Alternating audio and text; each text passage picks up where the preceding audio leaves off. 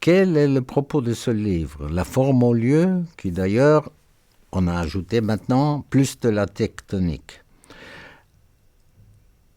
J'ai fait ici une introduction générale à l'architecture qui doit être compréhensible aussi pour des néophytes, à la limite même pour des personnes non architectes.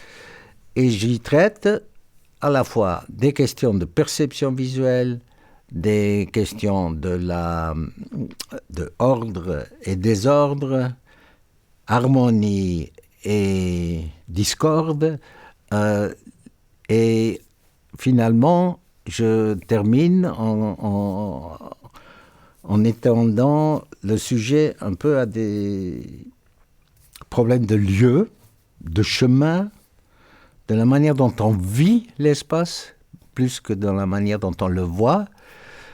Et dans la toute dernière partie, j'entre en matière sur les questions de construction ou de matériaux, de matérialité. C'est très difficile pour les étudiants de s'imaginer ces choses. Ils ne voient que le dessin. Donc, j'essaye de conclure sur ces questions très concrètes, finalement, du faire architectural. En quoi ce livre est-il utile? En quoi ce livre a eu un succès? Je pense que ça a beaucoup à faire avec le choix des exemples.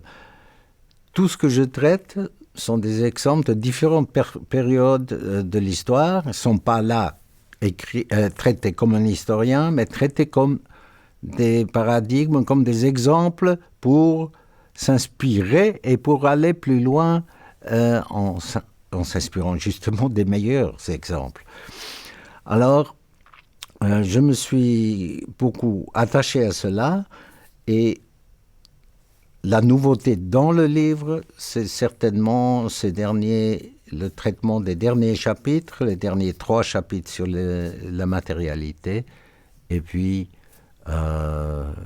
certaines améliorations dans tous les autres.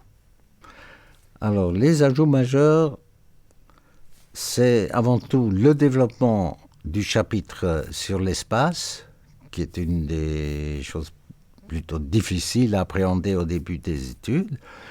Deuxièmement, sur celui de lieu, dans lequel interviennent maintenant plus des questions aussi de paysage et des questions de durabilité. Ensuite, les derniers 3 chapitres, un sur les matériaux, mais plutôt dans le sens